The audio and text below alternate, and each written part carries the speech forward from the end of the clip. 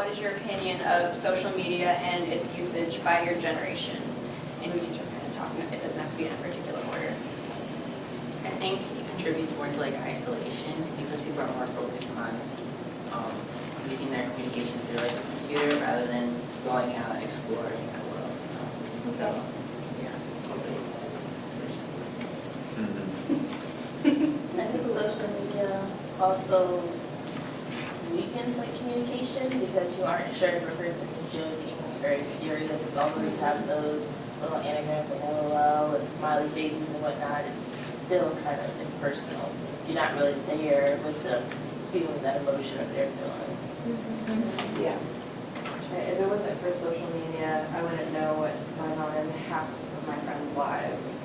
For some people, it's just like an extension of their social network, and then for other people, like they really base their, validity and identity on how many people, like their photos or comment on their statuses or whatever. I think so. Like, I mean, in some cases, like we're becoming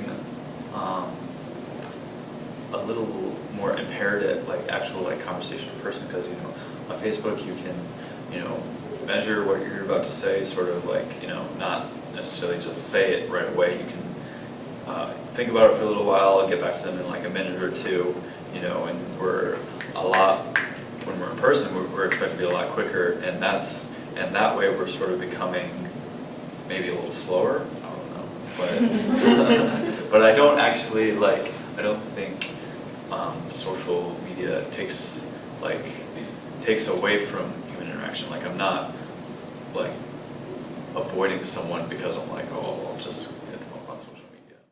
The research question I asked the participants of the focus group was, does social media take away from important human interactions or impede relationships?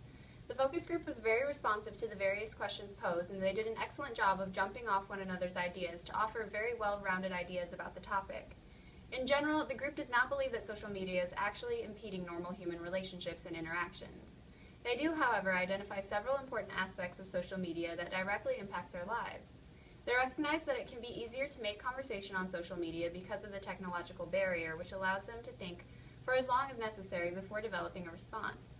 They also agree that it can be difficult to determine the true personality of a person if your only frame of reference is their social media account.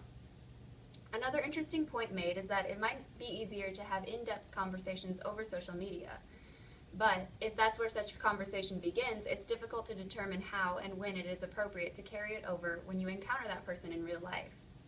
They also feel that sometimes it's difficult to gauge whether it's appropriate to bring up something posted on social media in regular in-person conversation.